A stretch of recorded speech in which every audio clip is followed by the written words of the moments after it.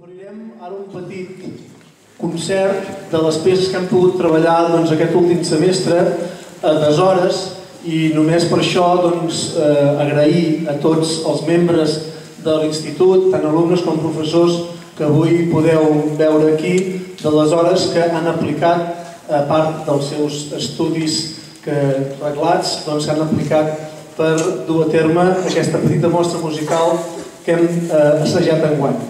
Una cosa que em fa molta il·lusió és poder cantar la primera peça, tal com us ha comentat el Jordi, una peça d'en Joan Budieu.